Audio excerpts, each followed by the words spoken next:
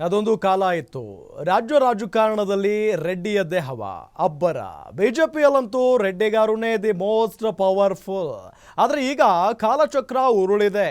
ಅಂದು ಮೆರೆಯುತ್ತಿದ್ದ ಜನಾರ್ದನ್ ರೆಡ್ಡಿ ಈಗ ರಾಜಕೀಯವಾಗಿ ಅನಾಥರಾಗಿದ್ದಾರೆ. ಕಷ್ಟಪಟ್ಟು ಶಾಸಕರಾಗಿದ್ದರೂ ಎಲ್ಲವನ್ನೂ ಕಳೆದುಕೊಂಡು ಕೃಷ್ಣನ ಜನ್ಮಸ್ಥಳ ಸೇರಿದ್ದಾರೆ.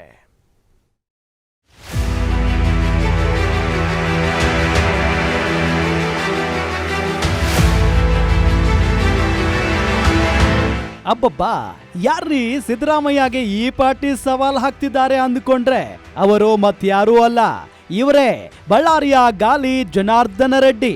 2005ರಿಂದ 2010ರವರೆಗೂ ಬಳ್ಳಾರಿಯಲ್ಲಿ ರೆಡ್ಡಿಯದ್ದೇ ಹವಾ. ಬಳ್ಳಾರಿ ಕಾಂಗ್ರೆಸ್ ನಾಯಕರು ಬಾಯಿ ಸಹ ಬೆಳೆದ ಪರಿಸ್ಥಿತಿ ನಿರ್ಮಾಣ ಮಾಡಿದ್ರು. ಅಕ್ಷರಶಃ ಅದು ರಿಪಬ್ಲಿಕ್ ಆಫ್ ಬಳ್ಳಾರಿ ಆಗಿತ್ತು. ಬಿಜೆಪಿ ಜೊತೆ ಸರ್ಕಾರ ಮಾಡಿದ ಕುಮಾರಸ್ವಾಮಿ ವಿರುದ್ಧ ಸಿಡಿ ಬಿಡುಗಡೆ ಬಾಂಬ್. 2010ರಲ್ಲಿ ಯಡಿಯೂರಪ್ಪನ ಇಳಿಸಿ ಅಂತ ಹೈಕಮಾಂಡ್ಗೆ ದೂರು ಕೊಟ್ಟು ದೆಹಲಿಯಲ್ಲಿ ಯಡಿಯೂರಪ್ಪನ ಕಣ್ಣೀರು ಹಾಕಿಸಿದ್ದೇ ಇದೇ ರೆಡ್ಡಿ. 2011ರಲ್ಲಿ ಸಿದ್ದರಾಮಯ್ಯ ಅಕ್ರಮ ಗಣಿಗಾರಿಕೆ ವಿಚಾರ ಪ್ರಸ್ತಾಪ ಮಾಡಿದಾಗ ಬಳ್ಳಾರಿಗೆ ಬಾ ನೋಡಿಕೊಳ್ತೀನಿ ಅಂತ ಹೇಳಿದ್ದು ಇದೇ ರೆಡ್ಡಿ. ಆದ್ರೆ 2012ರಲ್ಲಿ ಸಿಬಿಐ ದಾಳಿಯಿಂದ ಶುರುವಾದ ಬ್ಯಾಡ್ ಟೈಮ್. ರೆಡ್ಡಿ ರಿಟರ್ನ್ ಆಗೋಕೆ ಆಗಲೇ ಇಲ್ಲ. ಆ ಕೇಸಿನಲ್ಲಿಯೇ ಈಗ ಮತ್ತೆ ಕೃಷ್ಣ ಜನ್ಮಸ್ಥಳ ಸೇರಿ ಮುದ್ದೆ ಮುರಿಯುತ್ತಿದ್ದಾರೆ ರೆಡ್ಡಿ. ರೆಡ್ಡಿ ಜೈಲು ಪಾಲು, ನಾಯಕರಿಗೆ ಎಲೆಕ್ಷನ್ ಗೀಳು. ರೆಡ್ಡಿ ಕುಟುಂಬ ಮತ್ತೆ ಕಣಕ್ಕೆ, ನಮ್ಮದೇ ಗೆಲುವು ಎಂದ ರೆಡ್ಡಿ.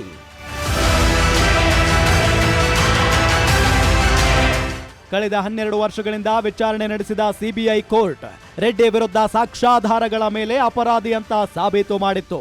ರೆಡ್ಡಿ ಮಾಡಿದ ಕೃತ್ಯಕ್ಕೆ 7 ವರ್ಷಗಳ ಜೈಲು ಶಿಕ್ಷೆ ವಿಧಿಸಿ ಜೈಲಿಗೆ ಕಳುಹಿಸಿತ್ತು. ಇದರ ಬೆನ್ನಲ್ಲೇ ಶಾಸಕ ಸ್ಥಾನವು ರದ್ದಾಗಿತ್ತು. ಹೀಗಾಗಿ ಕಳೆದ 12 ವರ್ಷಗಳಿಂದ ರಾಜಕೀಯದಿಂದ ದೂರವಿದ್ದು 2023ರ ವಿಧಾನಸಭಾ ಚುನಾವಣೆಯಲ್ಲಿ ಗೆದ್ದು ಮತ್ತೆ ರಾಜಕೀಯ ಪುನರ್ಜನ್ಮ ಕಟ್ಟಿಕೊಂಡ್ರು.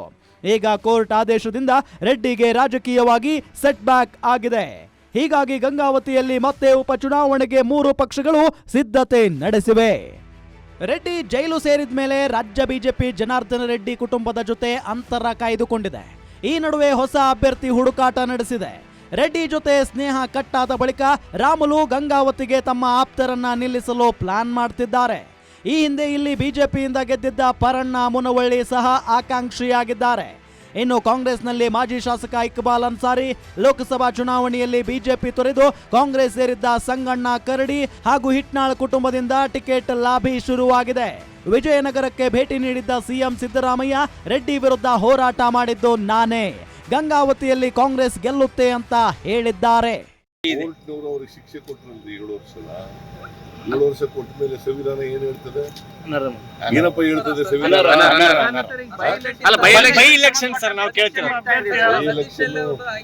ಬೈ ಎಲೆಕ್ಷನ್ ಡಿಕ್ಲೇರ್ ಮಾಡಿದ್ರೆ ಎಲೆಕ್ಷನ್ ಕಮಿಷನ್ ಎಲೆಕ್ಷನ್ ಮಾಡೇ ಮಾಡುತ್ತೆ.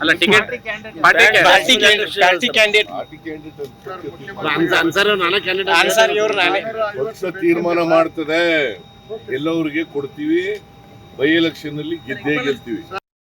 ಒಟ್ಟಾರೆ ಗಂಗಾವತಿಯಲ್ಲಿ ಇನ್ನೂ ಬೈ ಎಲೆಕ್ಷನ್ ಘೋಷಣೆ ಆಗುತ್ತೋ ಇಲ್ವೋ ಗೊತ್ತಿಲ್ಲ. ಆದ್ರೆ ಎಲೆಕ್ಷನ್ ಫೀವರ್ ಶುರುವಾಗಿರುವುದು ಮಾತ್ರ ಸತ್ಯ. Maruti Pavagada, political bureau, guarantee news.